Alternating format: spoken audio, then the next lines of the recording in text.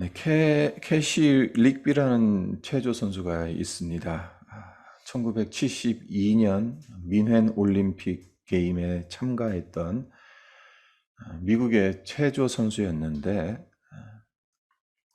다른 모든 선수들과 마찬가지로 금메달을 따서 최고의 체조 선수로 인정받는 것, 그것을 올림픽 참가의 목표로 삼았습니다. 경기가 열렸습니다. 캐시는 최선을 다했고 준수한 성적을 거두었어요. 하지만 아쉽게도 금메달은 따지 못했습니다. 최고의 자리에는 오르지 못했던 겁니다. 캐시는 자신의 꿈을 이루지 못했다는 슬픔에 관중석에서 경기를 관람하고 있던 그녀의 부모에게로 달려가서 눈물을 흘립니다. 그리고 이렇게 말합니다. 엄마, 아빠, 너무 미안해요. 금메달 따기 위해 젖먹던 힘까지 다 쏟아부었는데, 금메달 따게 해달라고 하나님께 참 많이 기도했었는데, 하지만 그렇게 하지 못했어요. 그러자 그의 어머니가 그녀를 다독거립니다. 캐시야, 울지 마라. 넌 최선을 다했어. 네가 금메달을 따든 못 따든 그건 우리에게 중요하지 않아. 중요한 건 언제나 우리가 너를 사랑한다는 거고 우리는 너를 자랑스럽게 여긴다는 거야. 그리고 이 말을 한 후 캐시의 삶을 바꿔놓는 아주 중요한 말을 합니다. 최선을 다하는 것이 최고가 되는 것보다 훨씬 중요하단다. 캐시는 엄마의 이 말을 가슴 깊이 새기게 되고 그 이후로의 그녀의 삶이 정말 최선을 다하는 것에 초점을 맞추고 살아갔다고 합니다. 참 멋있는 어머니이지 않습니까? 자식을 위한 한국 부모들의 교육 열정, 세계 어느 나라의 부모에 뒤지지 않습니다. 하지만 안타깝게도 교육의 방향과 목적이 자녀가 최선을 다하는 것보다는 최고가 되는 것에 더 큰 중점을 두고 있지는 않는가, 그런 생각을 많이 하게 되죠. 최선과 최고, 언뜻 보면 같은 말로 들리죠. 하지만 그 차이는 매우 큽니다. 어떤 차이가 있습니까? 최선은 절대평가인 반면에 최고는 상대평가라고 말할 수 있습니다. 왜 그렇습니까? 최선은 나의 역량을 누구와 비교해서 발휘하는 것이 아니죠. 내가 가지고 있는 역량을 모두 쏟아부으면 그것이 최선입니다. 그와 반면 최고가 된다는 것은 다른 사람들과의 경쟁에서 이겨야 합니다. 내 역량을 다 쏟아부어도 다른 사람들보다 뛰어나지 않으면 최고가 될 수 없어요. 최선을 다했다고 해서 늘 최고가 되지는 못하는 거예요. 네, 우리가 최고를 지향한다면 1등만 대접받게 되겠죠. 그러나 최선을 지향한다면 모든 사람이 자신의 가치와 역량을 인정받을 수 있고 모두가 행복해질 수 있을 겁니다. 제가 여러 차례 말씀드렸습니다마는 하나님 앞에 우리가 믿음으로 나간다라는 것은 우리가 하나님 앞에서 절대적인 평가를 받는 겁니다. 상대적인 평가를 받는 게 아닙니다. 누구와 비교해서 넌 왜 이 정도밖에 못하니? 넌 왜 너의 믿음은 이거밖에 못 되니? 누구는 이러한데 너는 왜 이러니? 하나님은 절대로 상대평가하시지 않습니다. 내 믿음이 아무리 겨자씨만한 작은 믿음이라 하더라도 내게 주어진 역량이 아무리 작다 하더라도 그것을 온전히 쏟아붓는다면 최선을 다한다면 하나님께서 너는 만점이다.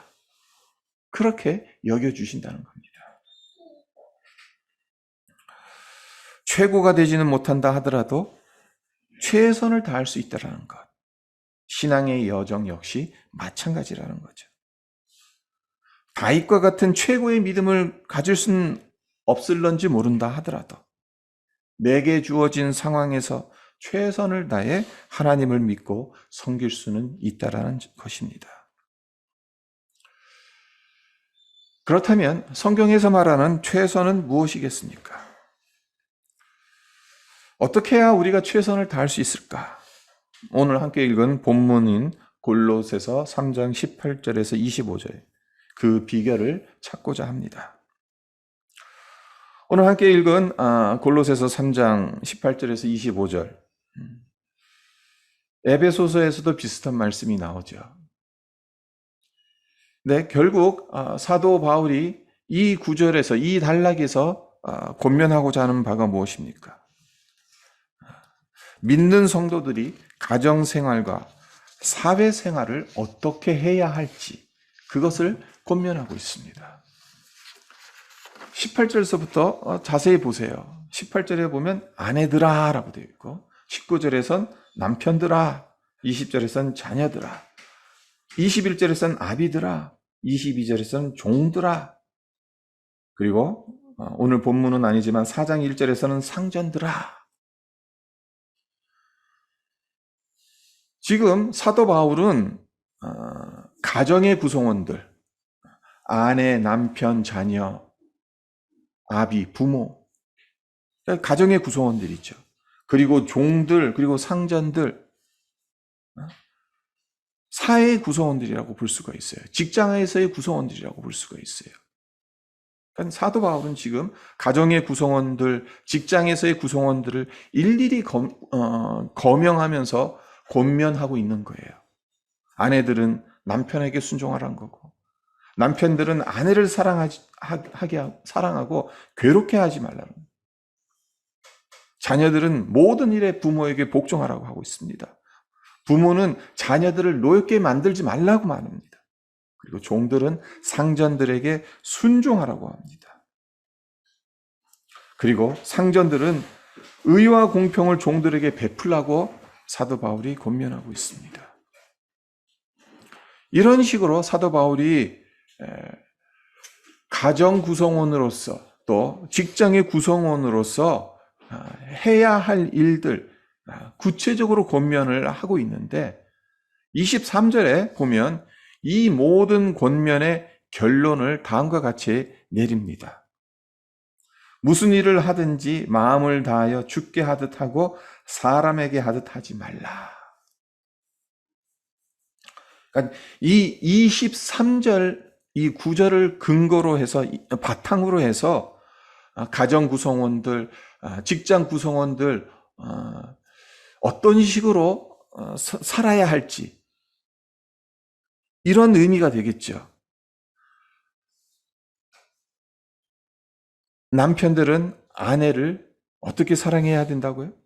주님 대하듯이 사랑해야 한다는 것입니다. 그리고 아내들 역시 남편을 주님께 하듯 순종해야 한다는 겁니다. 부모들은 자녀들에게 주님 대하듯 사랑해야 되는 거고 자녀는 부모를 주님 대하듯 공경해야 되는 거예요. 이것이 성도들이 살아가야 할 삶이라고 사도 바울이 권면하고 있습니다. 여기까지는 합리적이죠. 충분히 납득이 갑니다. 가족 구성원으로서 남편이 아내에게, 아내가 남편에게, 부모가 자식에게, 자식이 부모에게 주님 대하듯이 그런 마음으로 사랑하고 순종하고 그렇게 살아가라는 것. 하지만 종들에게 상전들을 죽게 하듯 순종하라는 그 권면은 조금 의아스러워요. 왜 그런가 하면요. 사도 바울이 살았던 시대는 노예제도가 존재했던 시대예요. 노예는 인간 취급을 받지 못한 자들입니다. 말과 소와 같이 주인의 소유물로 여겨졌기 때문에 주인이 노예를 학대하고 심지어 죽여도 법적 제재를 받지 않습니다. 그냥 자기 재산에 손해를 본 것, 그게 전부예요. 그렇기 때문에 종들이 주인에게 순종하는 것, 마음에서 우러나오는 순종을 할 수 있겠습니까? 순종하지 않으면 불이익을 당하고 매를 맞고 잘못하면 죽게 되니까 억지로 마지못해서 순종했을 겁니다.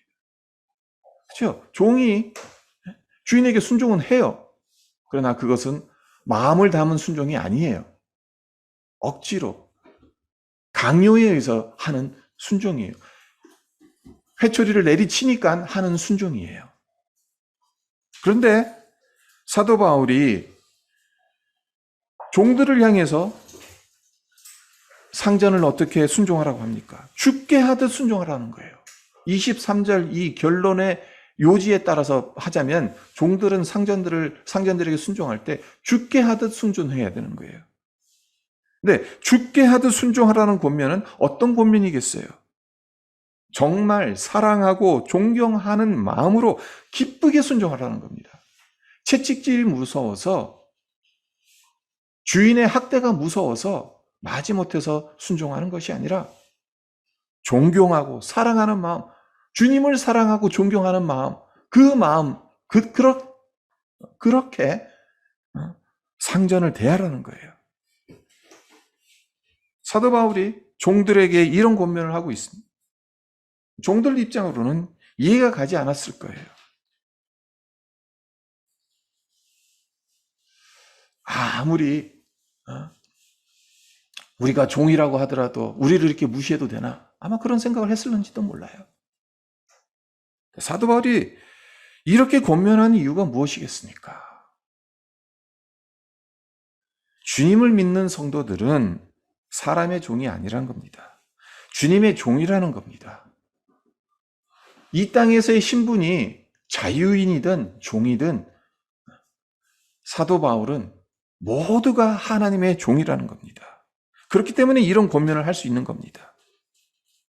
22절을 다시 보세요.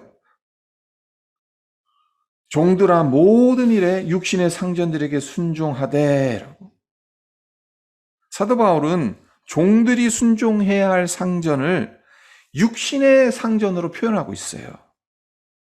이 말은 1차적으로 종들이 이 땅에서 섬겨야 할 육신의 상전이 있다는 점을 부인하지 않는다는 겁니다. 사도 바울은 노예 해방을 부르짖지 않았어요.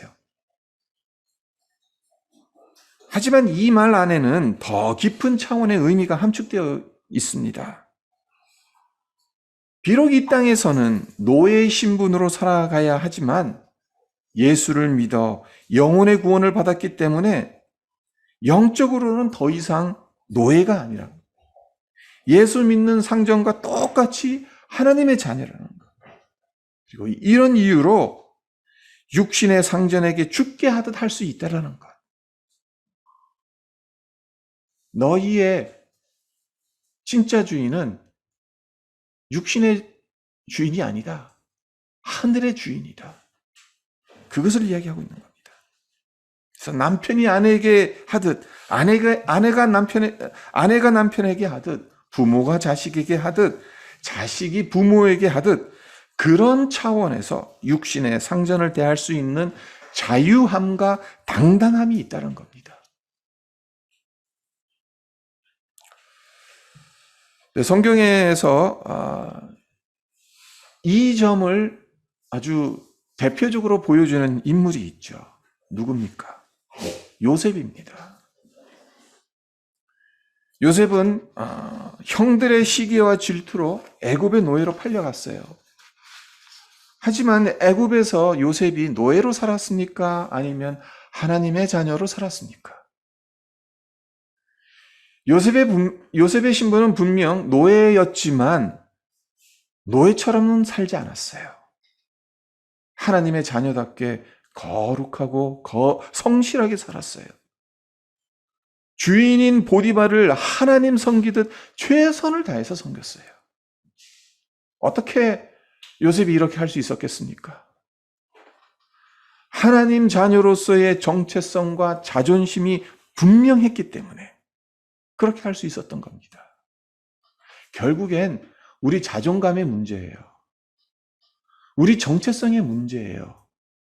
다른 사람들과 왜 자꾸 비교합니까? 왜 나를 자꾸 열등하게 생각합니까? 누가 나보다 못하면 오히려 또 나는 우월하게 생각하고 교만하게 생각하고, 이런 모든 일들이 일어나는 이유가 무엇입니까? 내 정체성, 내 자존감, 그것을 하나님께 두지 못하기 때문이지 않을까? 내가 하나님의 자녀라는 그 자존감이 약하기 때문에 그런 일들이 발생한다는 거예요. 근데 요셉은 그러하지 않았다라는 거예요.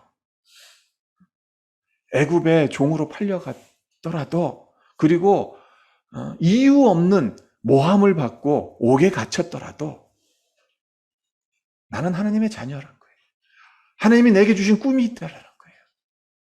그 감옥, 빛 한 줄기 안 들어오는 그 감옥에서 평생 거기에 갇혀서 살아가야 될지도 모르는데도 간수를 뒀습니다. 그곳에서도 성실히 다른 죄인들을 돌보고 그러합니다. 바로 그 자존감이 있었기 때문에 그렇게 할 수 있었던 거죠. 우리의 주인은 오직 한 분, 예수 그리스도입니다.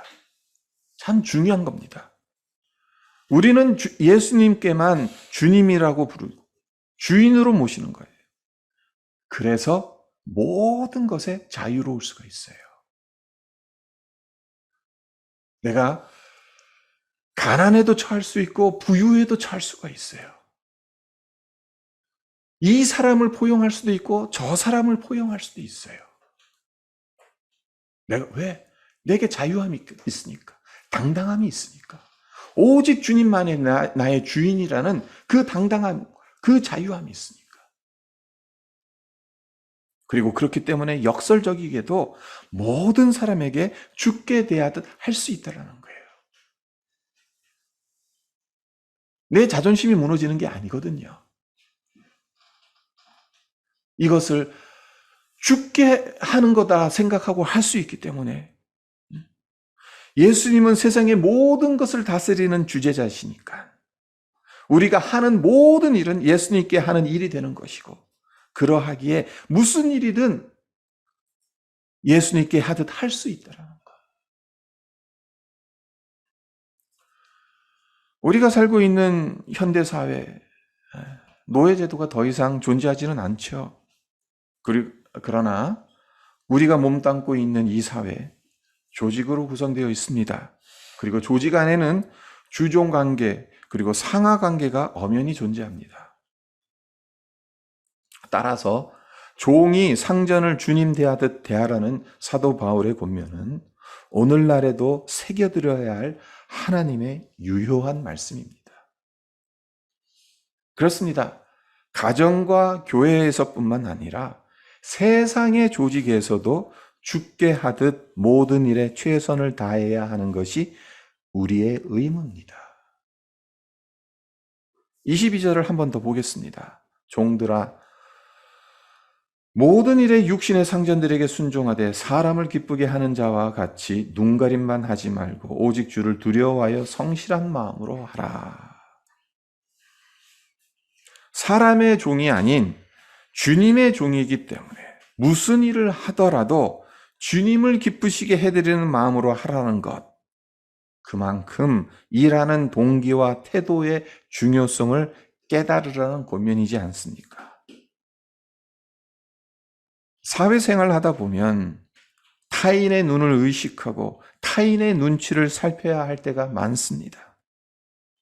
이 옷을 입으면 다른 사람들이 나를 어떻게 볼까?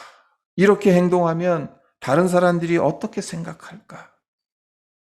사회의 구성원으로서 이런 생각을 하는 것은 너무나도 자연스럽고 당연합니다. 사회적인 위치가 있으니까, 다른 사람들과의 관계가 있으니까 다른 사람들에게 피해를 줘서는 안 되죠. 덕을 끼쳐야 합니다. 하지만 이것이 지나쳐서 사람들의 눈에 잘 보이고 비를 맞추는 것에 신경을 너무 쓰다 보면 눈가림하기 쉽다라는 거예요. 사람들 안 보는 곳에서는 대충 할 수 있다라는 거예요.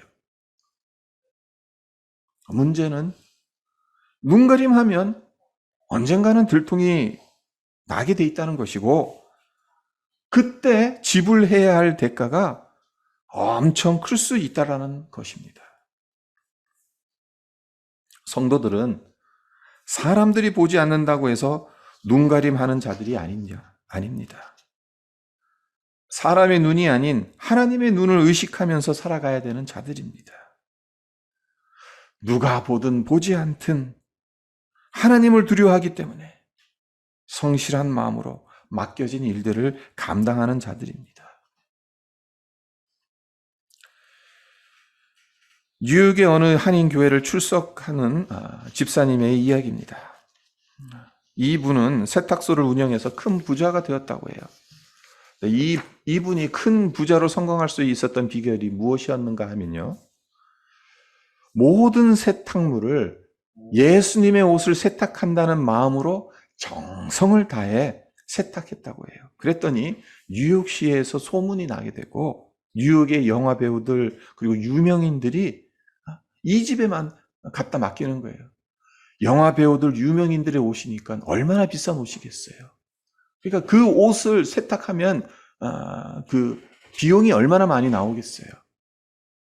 그러니까 같은 시간에 같은 그 작업을 하더라도 비싼 옷 세탁하는 거하고 싼 옷 세탁하는 거하고 청구서가 다르죠. 그래서 부자가 됐다는 거예요. 무슨 일을 하든지 마음을 다하여 주께 하듯 하고 사람에게 하듯 하지 말라라는 사도 바울의 권면을 제대로 알고 이행했던 분이라는 겁니다. 무슨 일을 하든지 진심으로 주님께 하듯 하는 것, 사람에게 보이려고 눈가림하려고 하는 게 아니라 하나님의 영광을 위해서, 그리스도를 존귀케 해드리기 위해서 누가 보든 보지 않든 맡겨진 일을 성실히 행하는 것, 그것이 우리가 해야 할 최선이라는 거예요. 우리는 남과 경쟁에서 최고가 될 필요는 없습니다. 최고가 될 수도 없고요. 우리에게 허락된 은사와 역량을 최선을 다해서 발휘하면 됩니다. 요한계시록 2장 3장을 보면 7교회가 등장하죠. 그 중에 빌라델비아 교회, 칭찬만 받았던 빌라델비아 교회 잘 아시지 않습니까? 무엇으로 칭찬을 받았습니까? 예수님께. 작은 능력을 가지고도 하나님을 섬겼다는 거예요. 하나님을 배반하지 않았다라는 거예요. 능력이 많고 작음의 문제가 아니라는 거예요. 하나님이 주신 그 역량, 믿음, 달란트, 그것을 내가 정말 최선을 다해서 감당했냐느냐, 하나님은 그것을 보신다는 겁니다. 우리 교회 참 작은 교회입니다. 참 세상의 눈으로 봐서는 뭐 있으나 마나 하는 교회처럼 보여요. 그런 것에 주눅들 필요가 없습니다. 우리의 자존감이 있어요. 우리의 정체성이 있어요. 하나님이 세우신 교회다. 예수 그리스도께서 보혈로 사신 교회다. 우리는 하나님의 자녀이다. 하나님의 백성이다. 그래서 우리에게 주어진 능력이 참 작다 하더라도 우리가 그것을 최선을 다해서 사용하면 하나님께서 기뻐하시는 겁니다. 하나님께서 영광 받으시는 겁니다. 바라기는 무슨 일을 하든지 그것이 교회에서 예배드리고 봉사하는 일이 되었든 아니면 가정에서 식사 준비하고 아이들 돌보는 일이 되었든 직장에서 감당해야 할 업무가 되었든 사람에게 하듯 하지 말고 주께 하듯 오직 주님을 경외하고 성실한 마음으로 최선을 다해서 하나님께 영광 돌리는 우리 모두가 되시기를 주님의 이름으로 축원드립니다. 네, 잠깐 기도하겠습니다. 무슨 일을 하든지 마음을 다하여 주께 하듯 하고 사람에게 하듯 하지 말라. 가족 구성원들 그리고 직장의 구성원들에게 사도 바울이 권면하는 그 결론, 남편이 됐든 아내가 됐든 자식이 됐든 부모가 됐든 종이 됐든 상전이 됐든 무슨 일을 하든 누구를 대하든 죽게 하듯 하라는 사도 바울의 이 권면. 하나님, 우리가 이 세상을 살아가면서 우리의 가정과 교회와 또 사회에서 하나님, 우리가 우리의 마음에 새겨야 할 중요한 말씀입니다. 하나님, 정말 눈가림하지 않게 하시고 죽게 하듯 최선을 다해서 성실히 하나님, 우리에게 맡겨진 일들 감당해 나갈 수 있도록 하나님, 우리에게 그러한 믿음을 허락하여 주시옵소서. 그러한 자존감, 그러한 정체성 하나님 굳게 하나님 우리의 마음에 새길 수 있게 하여 주시옵소서. 하나님, 그래서 이것이 하나님께 영광이 되어지고 우리의 삶 가운데 보람이 되고 하나님, 우리가 어떤 일을 하든지 즐겁고 기쁘게 하나님 순종하는 그 자리에서 떠나지 않게 하여 주시옵소서. 감사드리며 예수님의 이름으로 기도합니다. 아멘.